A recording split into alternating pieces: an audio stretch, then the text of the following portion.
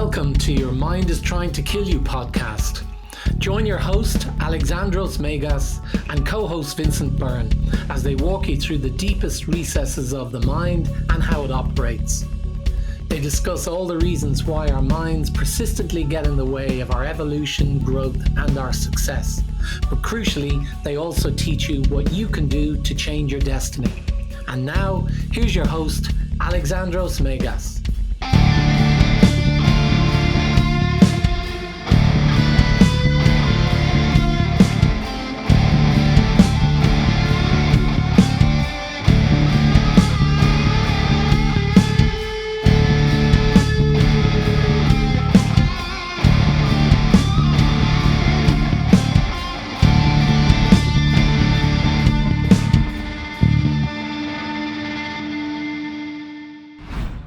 Welcome to the 26th episode of the Your Mind is Trying to Kill You podcast. I'm your host, Alexandros.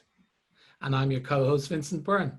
And today, I have no idea what we're going to talk about because my friend's going to let me know. As we have talked about many times, this podcast has zero pre-planning. That's why it's so insane many times, most times, all times. I got nothing. So what say you, my friend, is the topic of today's torture? So today I thought we might talk about synchronicity, and it comes up quite a lot. And actually, I can't remember the context of it, but a few weeks ago it came up and I said, oh, that might be a good one, because I'm always on the lookout for a good topic. So synchronicity came up in some context and I said, oh, I must talk to him about that.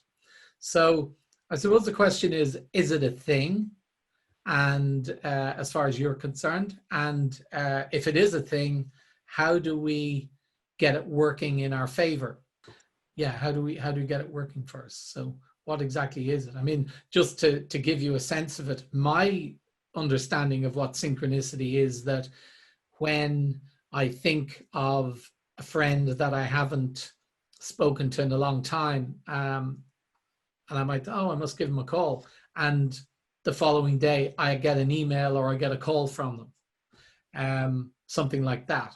Or when I decide that I'm, trying to get something done on a task in work or something, something will happen that will seemingly and oddly support what it is that I'm trying to do.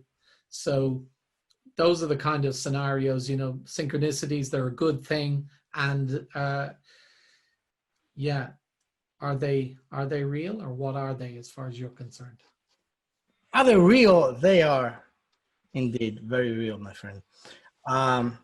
Okay, first of all, let's define synchronicity. Now, I don't want to sound like my big fat Greek wedding when I say this, but let's face it, synchronicity is a Greek word. And so we will treat it as such. Synchronicity means that we are having chronos, right? It's time. It's something that's happening simultaneously. In other words, I am being synchronous to, or in regards to someone else. It's always, it always has to do with at least two events or two situations at the same time. So in other words, you just said it, you were thinking of a friend of yours and, hey, I wonder what that guy, Alexandros, is doing. And then boom, that bastard sends you an email. That, of course, absolutely is real. And it has to do with the fact that just like in an affirmation, when we concentrate thought towards a specific area, be it a person or a situation, it starts beaming. Our energy, our energetic field is linking to that situation's or that person's energetic field. And of course, as this is a non-linear setup, which is to say it doesn't, take any time to link yourself to any other person or any other situation. It's happening in a synchronous way. It's happening simultaneously. These energies are connected. So it's behind the veil of time and space. Of course, absolutely. And of course, even more so, if your thoughts are including emotional value in them. So in other words, if you're like, let's say, you're going through a photo album, you look at the pictures, the old pictures, like when you're in college or whatever, and you see that girl that you used to be in love with, or that guy that punched you in the face because you were a prick. And then immediately that links you emotionally to a situation from back then. And you're thinking to yourself, oh, I wonder what happened to Gloria. She always said she wanted my kids. And then lo and behold, a few hours later, you get a Facebook message or a Facebook a friend invite from Gloria, right? So that's how this works. Because it's exactly like an affirmation. An affirmation works as a combination of thought and emotion. Because as we know by now, we should be very fluent with that. Emotion is the language of the subconscious mind. The subconscious mind is the plug, the USB cord to the universe, I'll say, for lack of a better word, the unknown, the everything, the ocean of the collective unconscious, which we are part of course. So when you're plugged into the collective unconscious, you have access to everything, right? And this is why an affirmation properly created and properly used is very powerful, because it links us back, it plugs us back into the collective unconscious, where everything is possible and everything is magical. Did I say magical? Yes, everything is magical. Sure.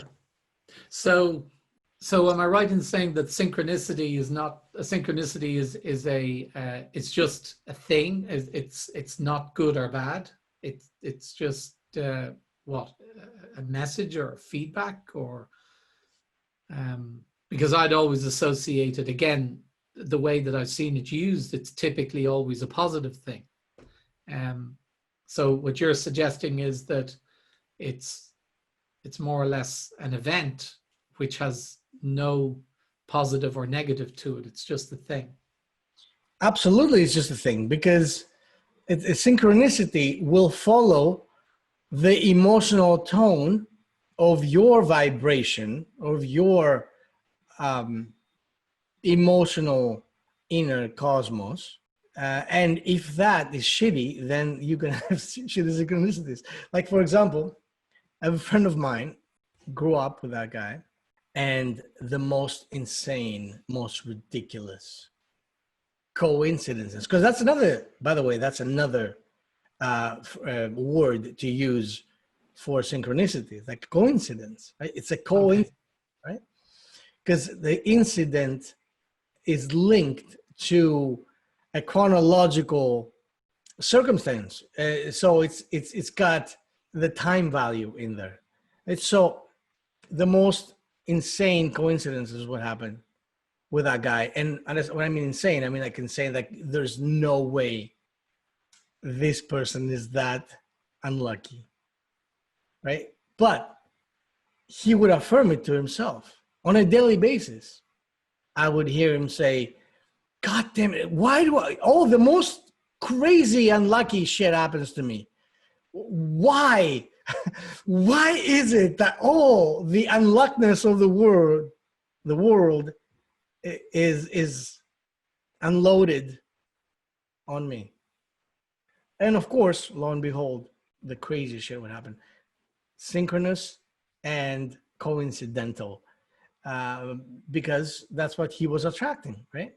We attract what we expect and what we paint our emotional personality with primarily. So whatever prevails, whatever emotional tune prevails throughout the day, like if, let's say, like you meet some people and you say, oh, this person is so positive, you know, this person is so like happy-go-lucky, or this person is such an asshole, this person, you know, whatever it is, right? That's because you have observed these people and you see that the majority of the time they seem to have a certain calibration within their emotional existence, and that is the prevailing emotional attitude, I guess you could say, which of course is going to be bringing in all the stuff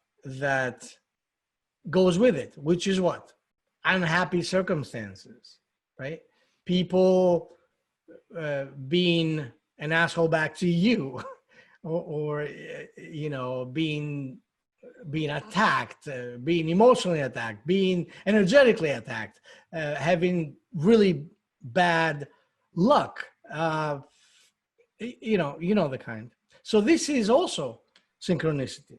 You reminded me of the meme that I saw the other day on Facebook, which said, it was all about abundance, right? It's like, I am abundant. The universe is throwing all kinds of abundance, you know, and I'm paraphrasing, every kind of abundance my way, right? The universe is throwing all kinds of abundance my way.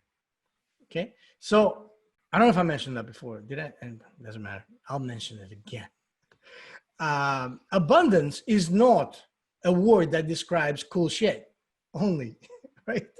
Abundance is what a measure. It's like it's a quantifier. Am I correct? So Yeah, just lots of. Right? So Yeah.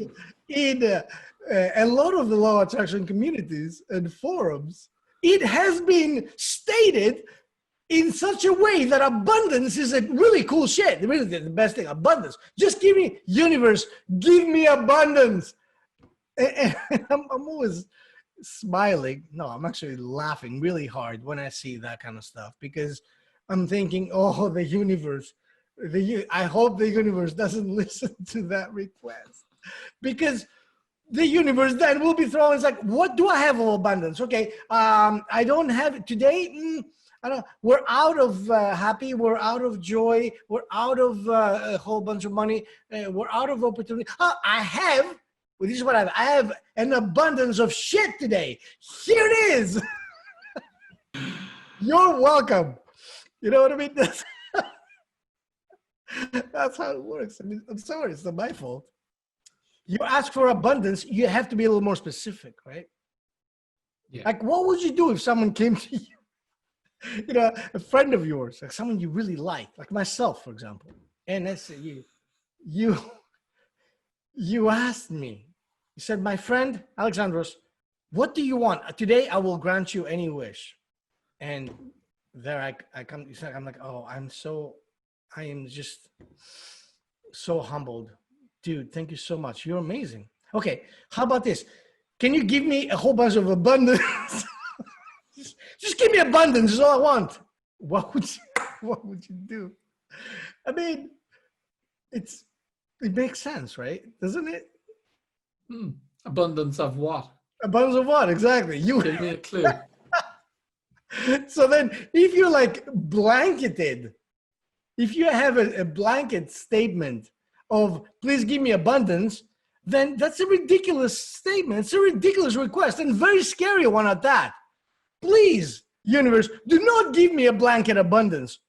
You know what I mean? Because I don't want to have to deal with whatever card comes out of the shuffle for me to get an abundance of. You know,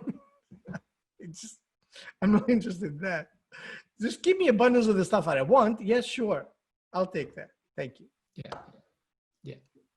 You got to write the list properly. Of course, because this is like, it's like going to the store.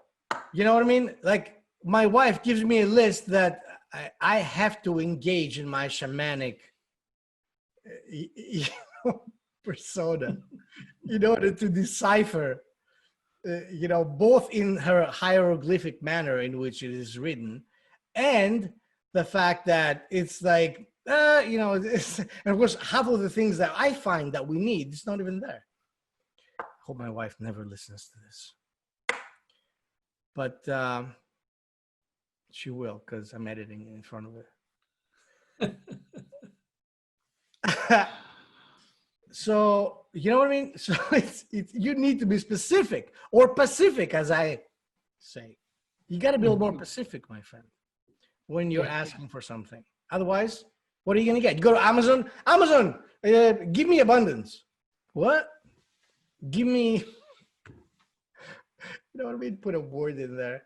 It's like, you put, give me cabinets. What? Okay. So do you want, are you looking for actual cabinets? Are you looking of books on decoration? Are you looking for DVDs about how to create and sculpt and hang your cat? You know what I mean? It's like, could be a million different things. What are you looking for, sir? I think we covered that subject thoroughly. I think so. Be specific, people. So synchronicity, coincidence is just a descriptor in the same way that abundance is a descriptor, but it's not the specific thing that you're talking about. And in the case of synchronicity, it's just a feedback message or sign in relation to whatever energy, positive or negative, that you're putting out. So it in essence, if we were to use synchronicity, and assuming we should be able to use it as part of the manifestation process. So when we decide we want to manifest something, and we're doing all of the work on affirmations and visualization and getting into the feeling of the desired outcome, synchronicities must be there to give us feedback on whether we're on the right track or whether we're not on the right track. Am I right in saying that? Yeah. Absolutely. And I would say in both cases, we're very fortunate to have a feedback mechanism, because that's all that is synchronicity. Synchronicity is there to let us know. It's like a GPS. You're going the right way, or you're going the wrong way. It's just like pain. Pain is a feedback mechanism as well. Yeah. And pain is not bad, right? But once again, pain has been classified. This society has classified pain as a bad thing. And so that's why everybody is going out of the skin, no pun intended, to avoid pain. Yeah. But if you avoid pain, what are you avoiding? Are you avoiding action altogether? In other words, you sit you sit in your room, like under the covers, and to make sure that if you don't do anything, pain won't find you, which of course, ironically, is also not at all true. Or do you go out there about your business and are trying to avoid the feedback of pain, which is, to me, it's entirely inane. It's ridiculously stupid to do that, because you go out there and you act and you do your stuff, right? And then someone comes over and hit you over the head with a brick, back of the head. And, if you don't want the pain, let's say you manage to numb the pain altogether, your physical pain, or any kind of pain, I guess, and someone hits you over the head with a brick and you're bleeding, but you don't know that because you don't feel pain, right? So ironically, now that it's on the back of your head, is so you would need even someone else. You always need feedback to find out how your life is going. It's just like looking in the mirror, trying to fix your hair without looking in the mirror, right? You need a mirror. So that's what pain is. That's what the synchronicity is. It will let us know exactly how we're doing. Hey, how you doing today? Hey, synchronicity says, God damn, you've been like killing it with those affirmations, man. Yeah, you've been planting seeds left and right, and stuff is like coming up. Whoa, good job. So how do you, like there are situations like the examples I gave of something odd happening, and like thinking of that person that you haven't seen or heard from in years, and then all of a sudden you hear from them. So that's something that's very noticeable.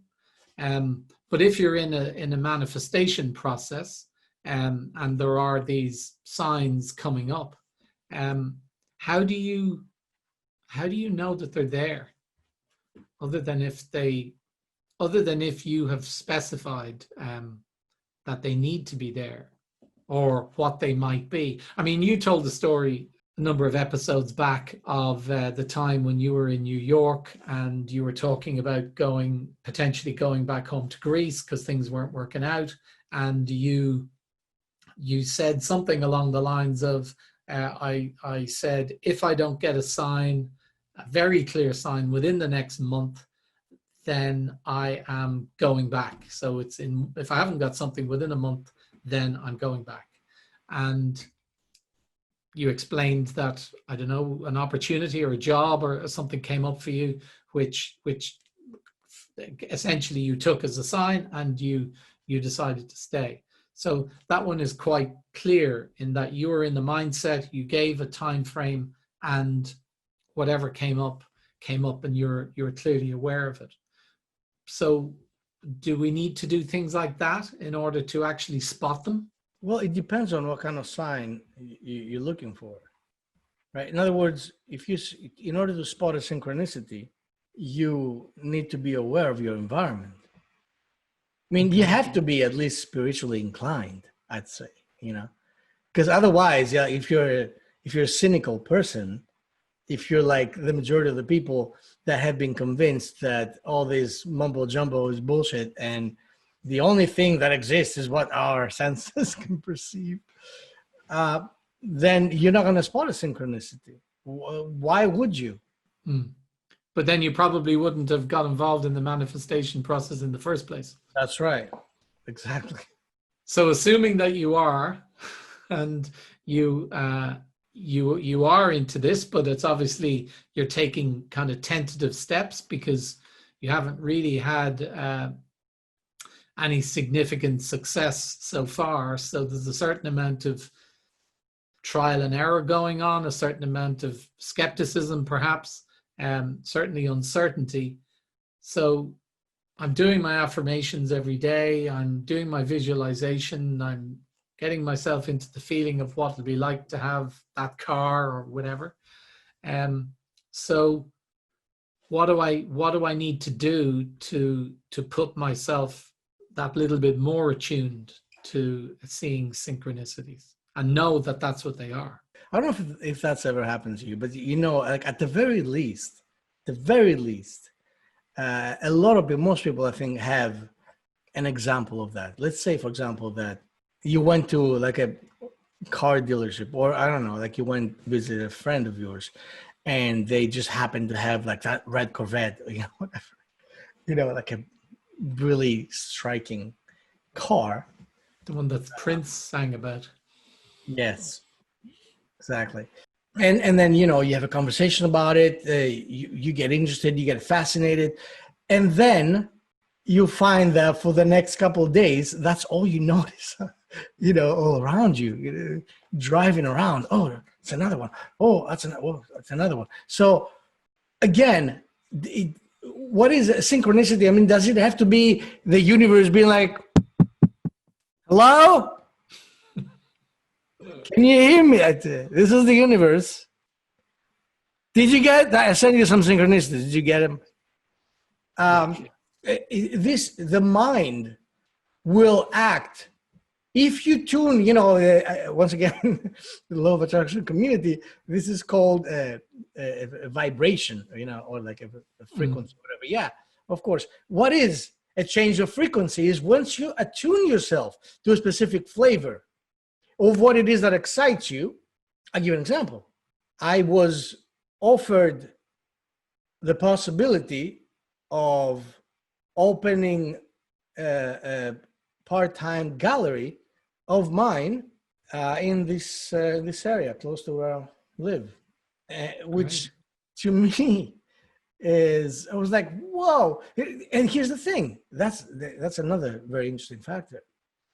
I have been not even actively affirming that kind of stuff, but I have been bathing myself energetically within the expanded possibilities of creating more and more art. I'm lately, within the past couple of months, I've been extremely inspired.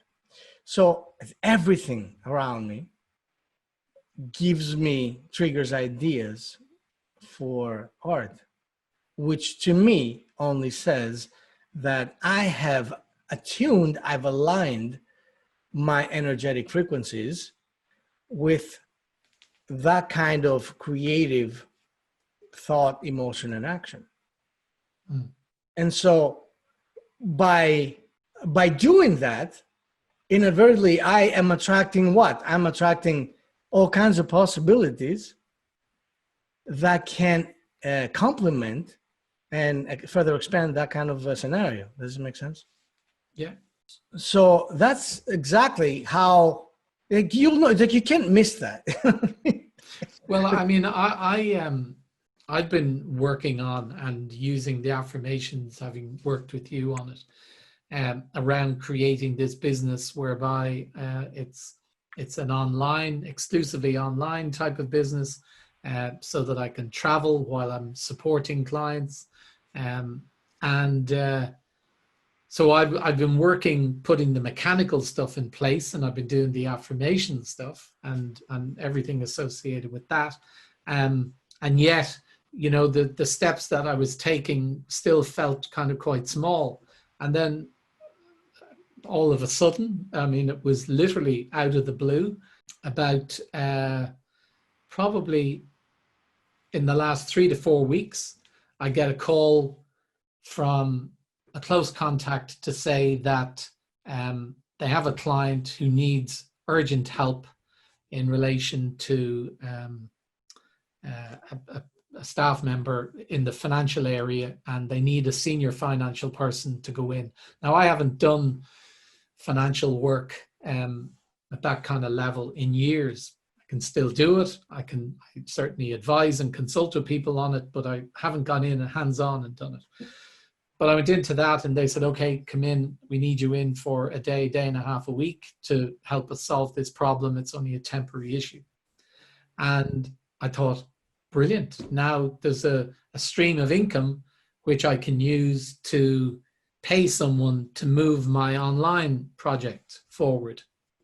And then literally a week later, another client came to me and said, I need you to come in and help me because with the corona thingy going on, my business has taken a hit. I need to get out on the road and sell, and I need someone to do sort of an interim CEO role, except it'll just be part-time thing, maybe 2.5 days a week. Will you do that? And I was thinking, I'm going to be full up now. I can't really afford this. And then I thought, no, hold on a second. This is another opportunity to take and run with. It's easy for me to do. It's not in the area that I want, but it's easy for me to do.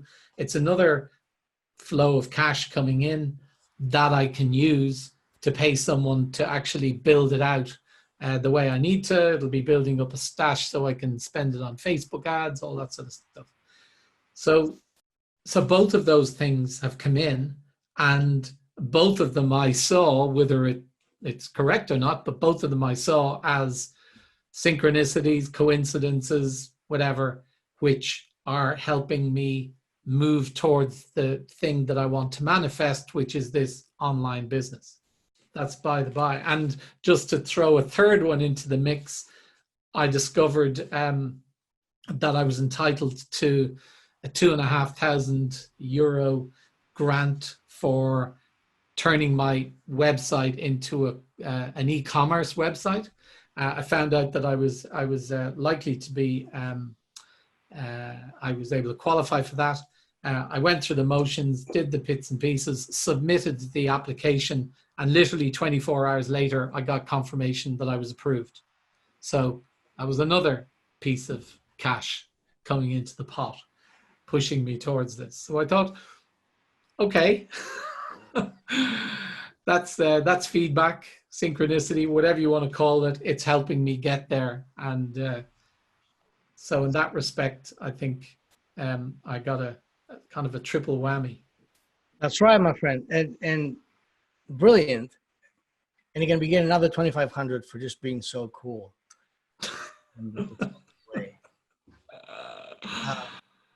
Look, that's exactly what we're talking about here, man. This is it. That's the ticket, because there's no way. Look, and we're not talking about, and you know, as after I finish this statement, I'm gonna have a little rant about magic, because I can't. I have to get this off my chest, because the idea here is that we are magical. We're magical beings, man. We're not our thoughts. We're not our whatever flesh or bones. We're not our experiences. We are something that plugs into this system, this organism, this ecosystem of stimulus, and is experiencing through it, right? So we're not just a bag of bones. We aren't. I mean, this is not me saying it.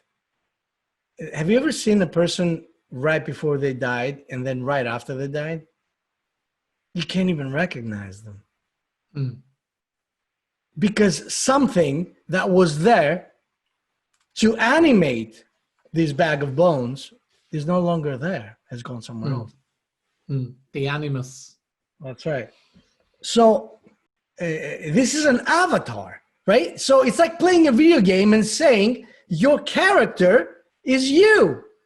No, your character is not you. Your character is going around and getting in all sorts of trouble because that's entertaining the real you.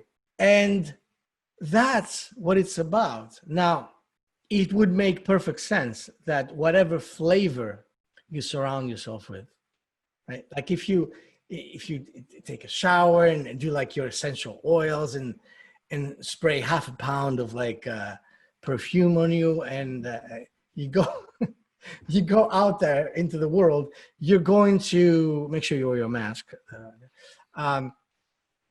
You're going to encounter, right, a bunch of situations, a bunch of people that will either be drawn to this amazing bunch of smelliness that you are, and you're gonna have to deal with another bunch of people, and perhaps animals too, that will be repelled by the same effects. So what does that mean? That means that what you have aligned yourself with, because that's what happens, right? If you smell like shit, you will not, repel everything, right? You will attract that which is attracted by the smell, the scent of shit, which, there are creatures we know that for a fact. So this is the same concept. Whatever you surround yourself with emotionally, you surround yourself with energetically, and these energies will surround you, will blanket you, will follow you around. And then when you come across anyone or any situation that hosts similar kind of energetic frequencies, you guys will be friends instantly, right? It's like, how many times have you met someone like myself, for example, you look at them and you're like, this motherfucker is awesome. You don't even know anything about them, right? So that's what I'm talking about, because there is something that you can't consciously recognize that is there, is piercing your soul. And there is no way to deny that. That is the nature of our magic. Now, stepping into my rant that I prefaced, this is what happened. One of the reasons why we are so, we have just a hard time accepting our magic is because of our warped idea of what magic really is, right? And that makes perfect sense. Why wouldn't we have this warped sense of magic if we grow up with the bullshit that Disney has been putting out, right, forever? Why? Because magic is that thing, that elusive thing, right, that only happens, by the way, to children. It's only children. You can't, once you get, there's a threshold. After you cross, like, I don't know, what is the 14th year or 12th, whatever it is, then it's like, what? You believe in magic? What are you, a fucking child? Right? All of a sudden, you are expected to renounce that which you have been nurtured with all your life. And this is like having a giant affirmation. Let's say, you know, have you watched the Clockwork Orange? Within this movie, the whole, or book, you know, even better, for anyone who hasn't experienced it, there is this criminal mind that is just evil. He's just this evil dude that goes around and does evil shit for no reason at all, because he just takes pleasure in it, right? So he gets arrested, and it is deemed by the government came up with this brilliant new way of dealing with criminal minds, which is to brainwash them to be appalled by violence. So, you know, they tell this guy, look, you know, you're in for life, so you might as well participate in this new cutting edge program. And if you do so, then your prison sentence is over. To which, of course, he says, absolutely, I'll do that. I don't want to be evil. I don't want to be violent. That sounds like a good idea. So, and, you know, they put him into like a very extremely excruciating hypnotic brainwashing, you know, with his eyes being wide open, not being able to blink or anything like that. Then it wouldn't be able to step away from watching. Like, they would project all these movies that are horribly violent, and then made him, really programmed him to be sick, literally sick, when he's exposed to violence. So the reason why I brought that example up, because it's exactly as if we took all the kids, all the Western kids that have been glorifying Disney, right, and nurtured, quite literally, you know, like once they get off the mother's milk, and even before that, they get on Disney for several years. So this is as if they had similar brainwashing on what?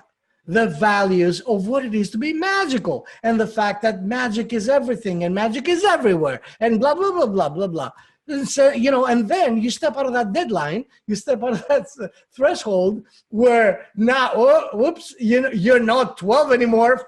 Fuck you. Now it's time to step out and face the fact that magic is bullshit. So talk about cognitive dissonance, man. How is it that we can make it? How is it that we can even hold our shit together? I wonder that so many times during the day. People have been so massively screwed with that it is a miracle that they haven't lost it altogether, you know? Does this make sense? But I think as well, though, that the like the Disney story and all the stuff that's kind of fed to kids, it's presented, but and the kids will take on a certain amount of it, but there's always a kind of a tinge of, well, it's not really real, and let's just see when they'll catch on, how soon it'll be. It's a little bit like when kids, and I know you have views on Santa, but I'm just using the example of the cutoff point, because usually that's the same cutoff point. When kids stop writing to Santa, it's usually around about the time that they also realize that the Disney thing isn't real, and that's only for kids, because they get to a point where they want to start behaving like adults, and adults don't believe in that stuff, so they do what they can to try and drop anything that might sound childish out of their repertoire. So Santa goes, the Disney stuff goes, and all the other kids' stories and cartoons and stuff that would have been fed as well. So yeah, it's like there's a cutoff point. And all of a sudden we now, because years ago, and I mentioned it before, when I did my TEDx talk, it was about the fact that we used to write to Santa. And again, let's put the Santa thing to one side, but the idea, we used to write with the belief that we could get something, we could create something. But then we got to a point where writing that letter wasn't the done thing for an adult. And my thesis was, well, why can't we continue to write? And why can't we continue to dream and put it out there and expect that if we do, that actually we could create it potentially. But we kill it. We kill it at that time, whether it's 10, 11, 12, doesn't really matter. Of course. And that's the problem. The problem is that magic is real. Not only is it real, but it's magic is this one thing. See, it's been presented in a way that it will have to be completely, disappointing. It would have to be disappointing down the road, because if you expect that you could twinkle your nose, take a magic wand and go like that, tuk, tuk, tuk, 3 times, whatever, or say whatever you say, click your heels, and then something happens simultaneously. And if that doesn't happen, then magic is not real, it's bullshit. Then you have been, as far as I'm concerned, you've been deliberately led down a road that will disappoint you, so that then you would abandon the idea of being a magical creature altogether. And so then you wouldn't be able to take advantage of all this force, this amazing, this unbelievable force that is you, right? It takes a friend of mine, a shaman, once told me, do you know how much energy it takes for spirit to actually condense and manifest into this state? He says, it is unbelievable, man. It is crazy. It's the most magical thing ever.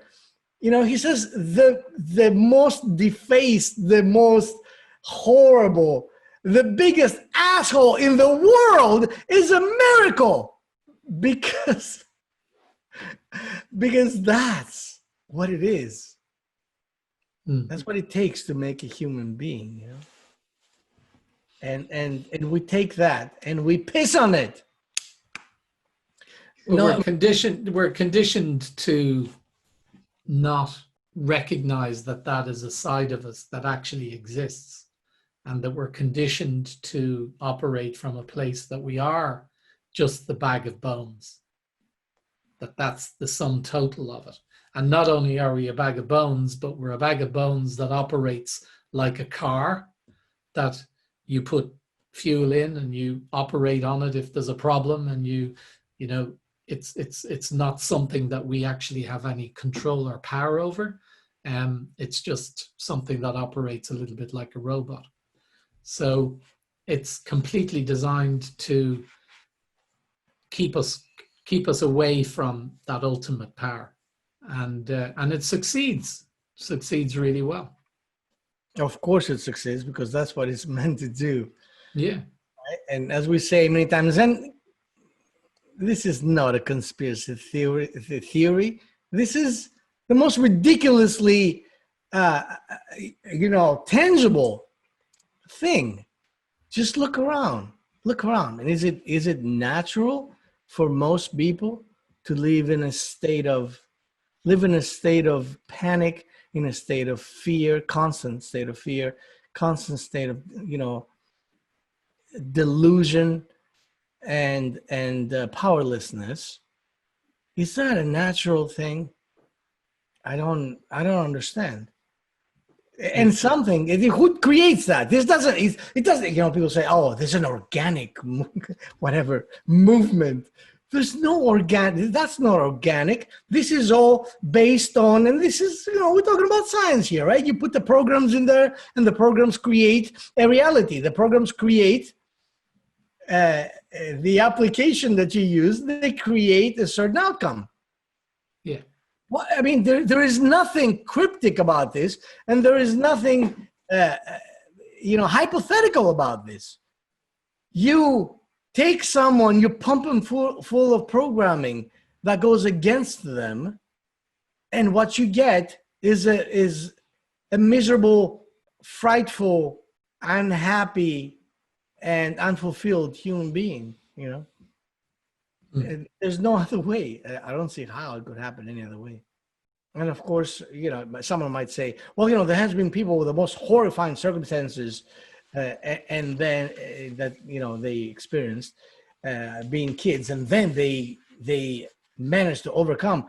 Yeah, because as we know, once the stimulus comes, it is sometimes unpredictable, because every human being is different, right? How the subconscious mind will react and what kind of defense it will come up with. Sometimes it comes up with a defense of fight or flight. No, most times it comes up with a defense of fight or flight, as in actually crawl into a fetal position and stay there and make no sound. But there are those times that something clicks inside of us and the hero's journey is engaged.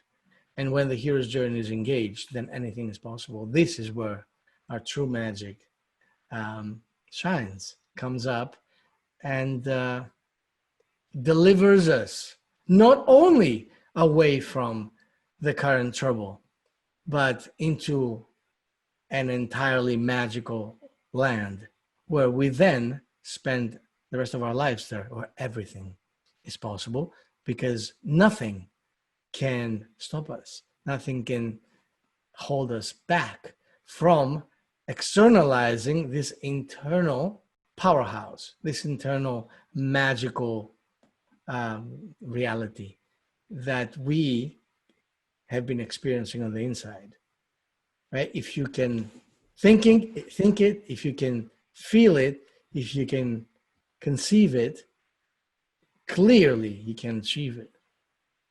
Yeah. But I mean, even people who do drag themselves up by the bootlaces from very difficult circumstances, they, certainly in my experience and those that I know that have done it, they would still see it as something that the work that they've done, the efforts that they've made, the things they've learned, the things they've achieved, have all been things which have been, I suppose, within the normal operating procedure, I suppose, of the human body, the human form. They don't necessarily see it that they're using magic, that they're using manifestation. Some of them do, but not many of them do. They think it's like hard work, grit, ballsiness, getting some breaks, but it's all put in the framework or in the narrative of the normal human experience. It's just that they were exceptionally gritty and determined and all of that. So they don't necessarily know that they have been using some of this magical power in order to create what they've created. Which makes you think, imagine what Yes. they were capable of if they actually were capable, or if they were liable to recognize this as magical, Yeah. because perhaps then they would be absolutely zero limits that they would have. Yeah.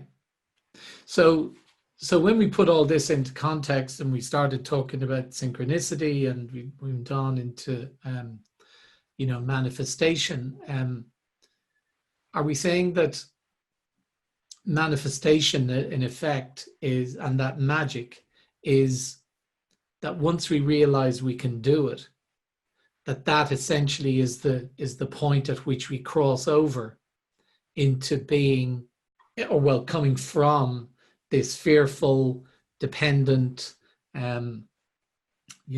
looking to the outside, looking to God, looking to the universe, looking to government to sort of sort things for us. We move from that side to a place where we can say, I have the power, I can create whatever I want when I want. And now I'm actually expressing myself in the way that I was always intended to. Is the learning of that skill. And I think at this point, with all of the podcasts we've had and we've talked about this, we've clearly come to the conclusion that it is a skill that you learn. That once you have developed and learned this skill and used it, you now almost have a certain knowing. You're able to set aside fears, you're able to set aside anxiety and worries, because you know that you can create whatever you want to create. Is that the threshold when you move from being the ordinary person to the magical person? I think so. Yeah. But once again, we talk about God. People look to God for assistance. There's nothing wrong with that. There's nothing wrong with that, as long as we understand that the assistance, when it comes through this vessel. It's not coming from outside of you. It's coming from within you, because you are a part of God, the goddess, whatever you want to name it. You are part of that. It's like saying you are a cell in your body. You are a cell in your body, and that cell now is looking for oxygen. So it's like, please, God, please give me oxygen. I'll be really good. I'll be the best cell ever. And all of a sudden, oxygen comes. Like, praise the Lord. But you are part of the same organism. Right? It is not only your right, but it's your job to get shit done. It's your job to be massively impactful. And, by that, I don't mean to put pressure on anyone. Massively impactful means different things to different people. For someone who has been afraid to, the average person that feels disempowered on a daily basis, a spectacular way of acting, of being, a magical way of being would be to break out of this chains of fear and start expressing themselves. This is magical. This is awesome. You know what I mean? You don't have to be Elon Musk to be that, exceptional person. You have to be that which you thought you couldn't be yesterday.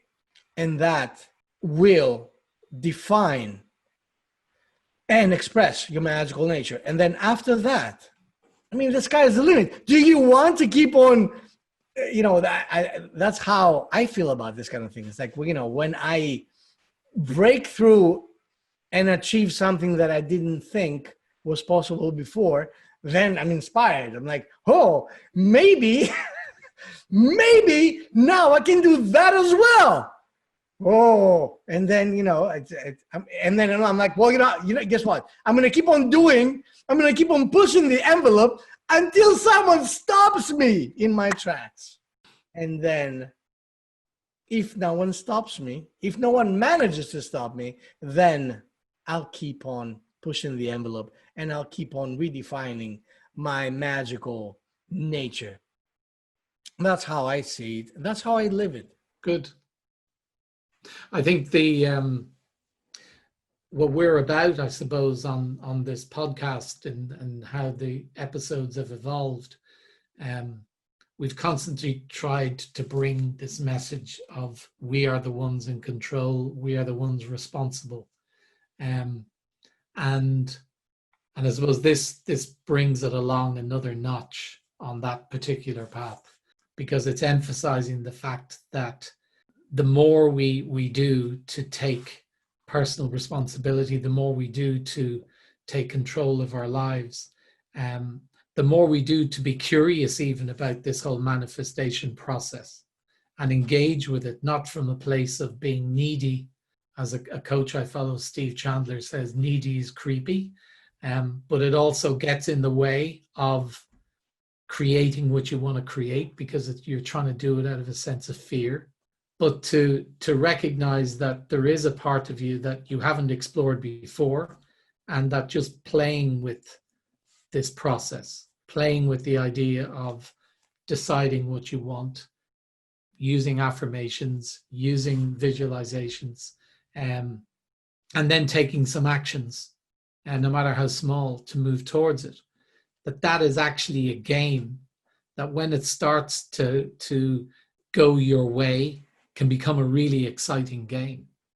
I mean, that's how I feel about what has started to happen for me in the past few weeks. It's kind of like, what's going to happen next to push this along? You know, is it? And I'm already going, am I going to get suddenly thousands of followers? Am I going to get people who suddenly want to sign up?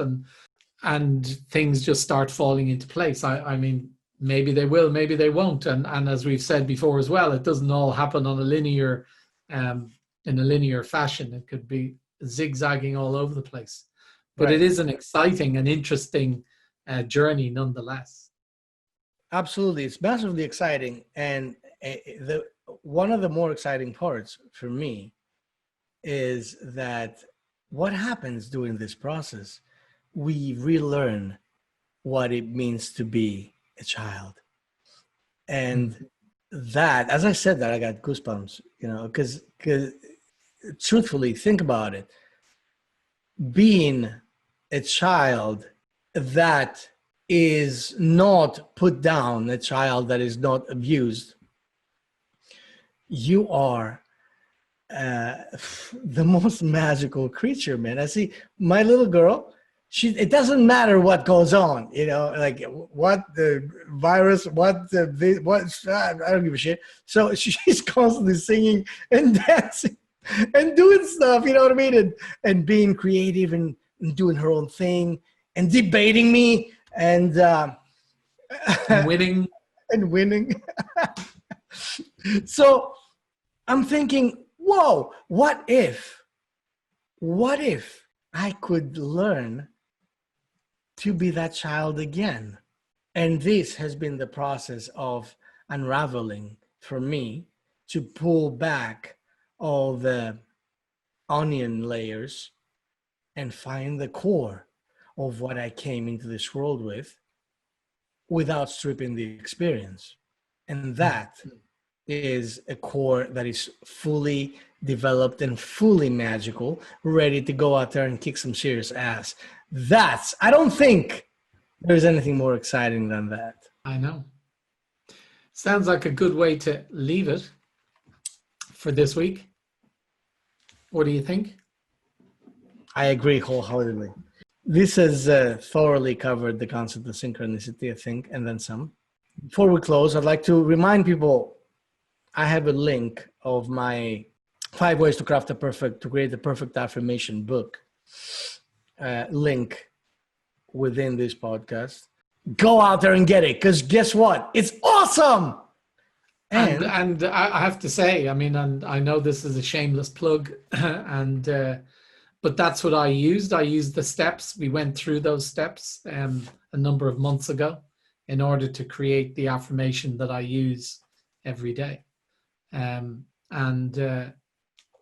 still doing it, and I've just described totally without any prompting, the kind of stuff that has started to happen for me. So I think it's worth doing. And because I think if we're going to do anything which takes us back to being those unrestricted or unrestrained kids that we were, then you kind of have to approach this in a very open-minded, curious, playful kind of way. And so therefore I would urge you to download it, have a look at it, work through the exercise, and see what you come up with in terms of what you're trying to create. And then start using it as part of your daily affirmation and visualizing as well. And then playfully see what happens. Thank you, my brother. It's a good thing I have you around, because I couldn't even say that so eloquently. Sometimes I don't have the words, which a lot of people would find odd. But yes, and the best part about this book is it's free. God damn it! You know what? Actually, and I will close with this. Amazingly enough, we live in a culture where if you offer something for free, most people think, it must not be worth anything. It must be total bullshit. It's for free, right? Wow. It's only for free for this month, for this week. Then it's going to be $20. There you go. So thank you, my friend, once again, for being the voice of reason within this podcast, for being the perfect complement to the inanities that I spew on a weekly basis. And we will see you, or you will see us, next Wednesday. Until then, let's be careful out there. And don't let your mind kill you. Thanks for listening to Your Mind is Trying to Kill You with Alexandros Megas and Vincent Byrne. If you like our show and want to make sure that you don't miss an episode, then we would love if you would subscribe on Apple Podcasts or on whatever platform you're listening to us on. And you'd be doing us a big favor if you would support us by leaving a review as well. It would also be great if you would take a screenshot of this episode on your smartphone and share it on social media. So join us next Wednesday when we talk more about mind hacking and taking back control of your life. Until then, have a great week.